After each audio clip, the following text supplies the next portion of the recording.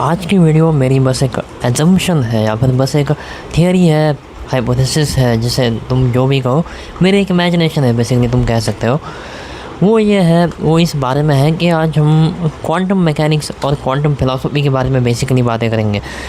लेकिन मैं कहूँगा कि फॉर रेफरेंस तुम इस बात को समझो कि डुअल नेचर ऑफ मैटर क्या होता है। ये इवन क्लास 12 के साइंस बुक में भी था शायद, लेकिन तुम चाहो तो इसे, अगर तुम साइंस वाले बंदे नहीं हो या फिर तुमने वो पढ़ा नहीं है, तो इसे तुम रेफरेंस के लिए देख लो यूट्यूब पे या फिर कहीं पे भी। ये बहुत सिंपल कॉन्सेप्ट है। मैं तुम्हें अगर समझाने की कोशिश करूँ तो ये ऐसी होती है कि जो मैटर होता है, जो स्मॉल पार्टिकल्स होते हैं मैटर्स के, मतलब प्रोटॉन, न्यूट्रॉन, इलेक्ट्रॉन, जिन्हें क्वांटम पार्टिकल्स भी कह सकते हो, मतलब बहुत छोटी स्केल वाले पार्टिकल्स। ओके, तो उन पार्टिकल्स को अगर हम देखते हैं तो वो अलग बिहेव करते हैं, और अगर हम नहीं देखते तो वो अलग बिहेव करते हैं। मतलब अगर तुम इसे डबल स्लिट एक्सपेरिमेंट में जाना गया था। डबल स्लिट एक्सपेरिमेंट मतलब एक स्लिट वाली प्लेट थी जिनमें से प्रोटॉन्स और न्यूट्रॉन्स को गुजारा गया। लेकिन पाया ये गया कि जब ऐसे ही उन्हें गुजारा जाता था तब वो एक वेव नेचर दिखाते थे। वेव नेचर मतलब दो स्लिट्स हैं, मतलब स्लिट के दो पार्टीशंस हैं, तो उनमें से अगर वो ट्रैवल होते थे तो जैसे पानी की लहरें जब दो होल्स से ट्रैवल होंगी, दो स्लिट से,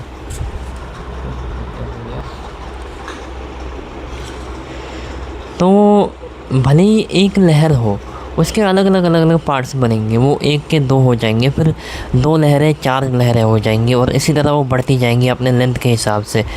तो लहर जो होती है उसका अपना कोई इंडिविजुअल काउंट नहीं होता। तुम ये काउंट नहीं कर सकते कि ये एक वाटर है, ये दो वाटर है, ऐसा नहीं होता।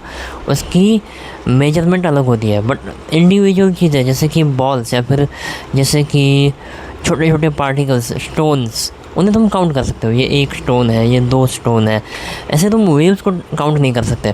तो जो डुअल नेचर था मैटर का, मैटर कभी कभी वेव नेचर दिखाता था और कभी कभी मैटर नेचर, मतलब पार्टिकल नेचर, जहाँ काउंट किया जा सकता था।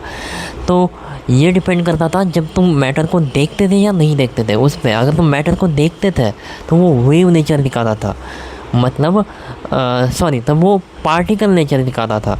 और अगर तुम नहीं देखते थे उसे तो वो वेव नेचर दिखाता था। मतलब डायरेक्टली नहीं देख सकता कोई भी मैटर को, लेकिन उसके लिए इंस्ट्रूमेंट्स यूज़ किए गए, और उन इंस्ट्रूमेंट्स को जब लगाया जाता था तो वो पार्टिकल नेचर दिखाता था। लेकिन उसे नहीं लगाया जाता था तो वो वेव नेचर दिखाता था। इसका कारण क्या था? इसका कारण ये था कि जब हम देखते हैं किसी भी पार्टिकल को, क्वांटम पार्टिकल को, तो हमारे देखने से ये फ़र्क पड़ता है उसे। मतलब रियल वर्ल्ड में एक चीज़ बदल जाती है। जैसे एक बैट होता है, वो सीधा देख नहीं सकता चीज़ों को, इसलिए वो अल्ट्रासोनिक वेव्स भेजता है, और जो वेव्स वो भेजता है वो परावर्तित होकर उसके ही पास आ जाती है और उसे पता चलता है कि आगे क्या है। तो वो वेव्स भेजता है एक्चुअली, और उसकी वेव्स रिफ्लेक्ट होने के लिए मतलब टकराती है रियल वर्ल्ड वाले रियल चीज़ों से, फिर उसे पता चलता है कि आगे क्या है।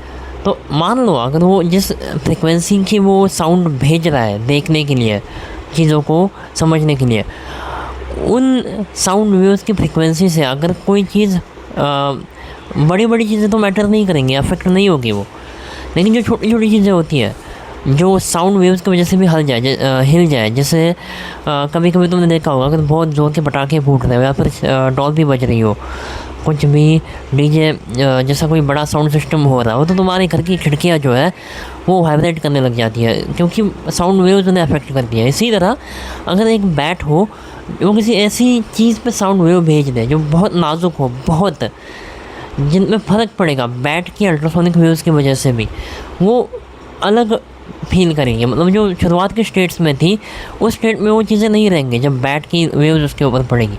ऐसे ही होगा जब हम क्वांटम पार्टिकल्स को देखेंगे। जब हम उन्हें देखेंगे तब हम भी इसी तरह क्वांटम मैकेनिज़्म के हिसाब से अपने सिग्नल्स भेजेंगे रियल वर्ल्ड की चीज़ें देखने के लिए। लेकिन जो बड़ी बड़ी चीज़ें होंगी उन पे इससे कोई फ़र्क नहीं पड़ेगा, लेकिन जो क्वांटम पार्टिकल्स होंगे उन पे इससे फ़र्क पड़ेगा। जैसे बैट होता है, वैसे हम जब देखने की कोशिश करते हैं या समझने की कोशिश करते हैं किसी भी पार्टिकल को, किसी भी क्वांटम पार्टिकल को, तो वो हमारे देखने की वजह से इस तरह मैटर मतलब वो चेंज होता है। जैसे बैट के साथ होता है वैसे ही हमारे साथ होता है। और इसलिए लोगों ने इसके बारे में ऐसी ऐसी बातें भी की कि हमारे देखने की वजह से रियल वर्ल्ड की चीज़ें बदल रही हैं। मतलब कुछ ना कुछ ऐसा होगा जैसे सिमुलेशन होगी, मतलब हमें किसी और ने क्रिएट किया है और ये एक गेमिंग वर्ल्ड की तरह ये दुनिया है। जिसे मतलब गेमिंग में होता ये है कि तुम किसी बिल्डिंग से दूर हो तो वो बिल्डिंग दिखती नहीं है तुम्हें, अगर उस बिल्डिंग के पास जाते हो तो वो धीरे धीरे रेंडर होती है, उसके पार्ट दिखने लगते हैं। इसी तरह क्वांटम मैकेनिक्स ये कहती है कि वर्ल्ड भी रियल नहीं है, ये भी सिमुलेशन है। तुम अगर क्लोजली देखोगे इस वर्ल्ड को तो ही वो अपनी और डिटेल्स दिखाता जाएगा। तो ये क्वांटम मैकेनिक्स की बात है। लेकिन ऐसा नहीं है कि इसमें कुछ जादू ही है। पहले लोग ये सोचते थे कि ये जादू ही हो रहा है, मतलब हमारे देखने से और ना देखने से चीज़ें बदल रही है, इसका कोई ना कुछ कारण मिल नहीं रहा था, इसलिए लोग कहते थे कि यार ये इसका कोई लॉजिक नहीं है। लेकिन फाइनली इसका भी कोई लॉजिक मिल गया हमें। तो इसी तरह भले क्वांटम मैकेनिक्स हो या कोई भी हो, चाहे कितनी कॉम्प्लेक्स चीज़ें हो साइंटिफिकली, जब तक उसका लॉजिक हमारे पास नहीं है हमारे लिए वो चीज़ें मिस्टीरियस है। जब हमें उसका लॉजिक मिल जाता है तब सारी चीज़ें क्लियर हो जाती है और वो चीज़ मिस्टीरियस नहीं रहती। और एक ना एक दिन शायद सभी तरह का लॉजिक हम ढूंढ लेंगे।